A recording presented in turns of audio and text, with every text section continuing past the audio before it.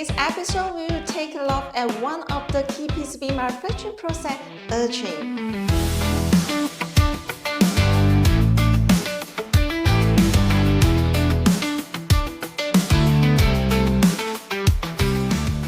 The core principle of etching is to remove the copper foil on the copper-clad laminate that is protected by the photoresist, while retaining the parts not covered by the photoresist, thereby presenting circuit lines that meet the design requirements.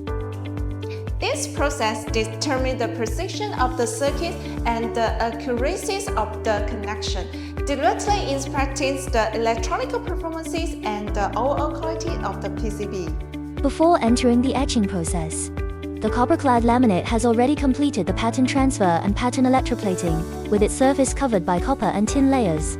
The circuit parts that need to be retained are protected by the tin layer, while the copper foil parts to be etched serve as the photoresist layer. Before etching, the photoresist layer needs to be removed to expose the copper that needs to be etched. During the etching process, the copper-clad spot is fed into the etching machine, where the etching solution is applied either by spark or immersion. The chemical in the solution reacts with the apple copper foil, gradually dissolving and removing it. The copper foil protected by the tin layer is not affected. Once the etching is complete, the circuit board is removed and undergoing the subsequent process, such as field stripping, resulting in clear display circuit board. The etching effect is influenced by multiple factors. Parameters must be strictly controlled at each stage to ensure the accuracy and quality of the circuit.